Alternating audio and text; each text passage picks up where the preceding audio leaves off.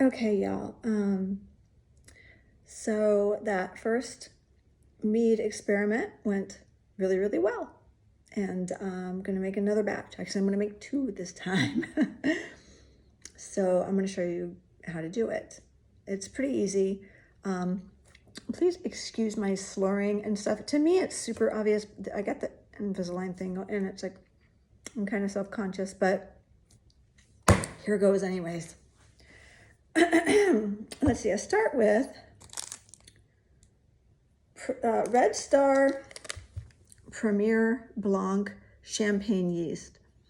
What I love about this company is that they have this bright yellow package, and they make the instructions at like a 1-point font in white, so it's impossible to read.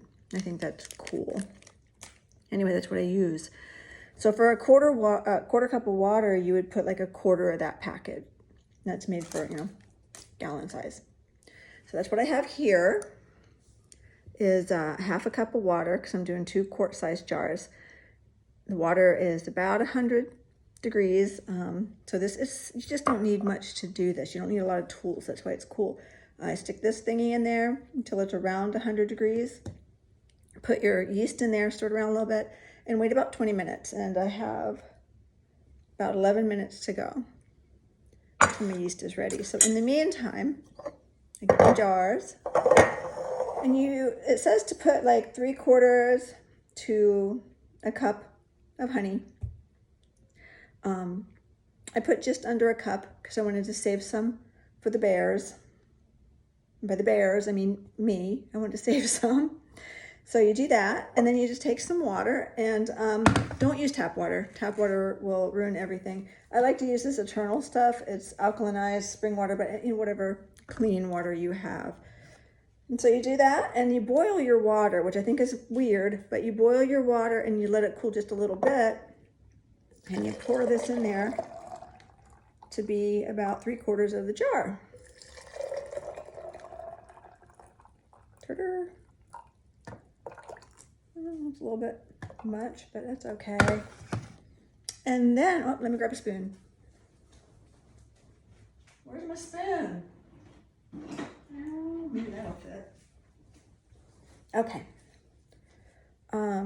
You can see I'm not a content creator. Anyways, you stir that up until all the honey is dissolved. It's weird to me because putting the honey in this hot water is going to kill the healthy, good critters that live in the honey and that you want, right? Like, I'm not usually comfortable heating my honey up so much, but that's what it says to do. And it worked last time, and I'm going to follow the instructions. My toxic trait is winging it when I cook. And the first time I try something, it'll come out really, really, really good. But I didn't write it down. I just wing it, and I don't write it down. And I can never replicate it again. It's lost. It's like one of those sand mandalas that the Buddhist monks make. It's like a beautiful, beautiful thing. And it's impermanence.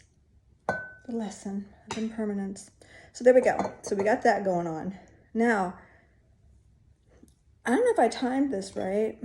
It says that after this sits for about 20 minutes, it's getting all frothy and kind of funky looking in there. I don't know if you can see it. Kind of lumpy and frothy. This is currently really hot.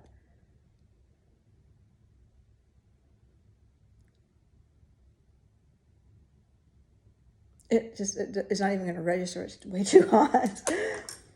So I think in 9 minutes, I shouldn't have filled that up so much. In 9 minutes, I'm going to divide this in half in each one, but it has to be about 100 degrees or so because otherwise it's going to be too hot and it's going to kill my yeast.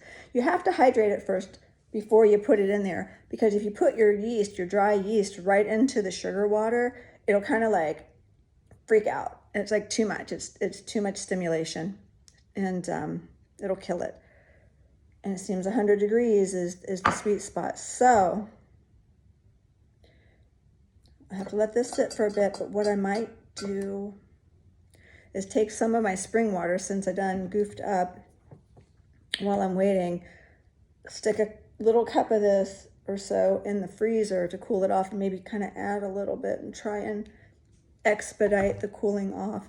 It just doesn't make sense to me that they make you boil the water to dissolve the honey and then cool it down anyways. But anyways, that's how that goes. So once I get that cool, I'll dump in the yeast, stir it around a little bit. And I like to use these. These were like super dirt cheap. They go inside your canning lid. It lets the air out, but nothing gets in.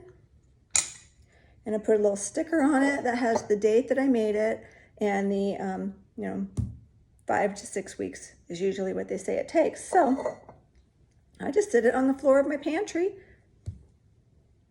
and in 5 or 6 weeks, I test it. And then once you like it and it's boozy enough for you, you pour it off, and all the sediment and stuff will stay on the bottom. You pour the clear liquid off, and then I added some more honey to it because I liked it to be a little bit sweet. I don't know how much honey I added because, like I said, I don't write anything down. I just do things, but you'll figure it out. And then you can get those fancy little bottles with little cork tops and pour it in there. And that looks really nice. But I probably won't. I'll just leave it in the mason jar. Okay, I'll post the link down below that I've been using to do this in case any of y'all are really interested in trying it. Let me know how it works out.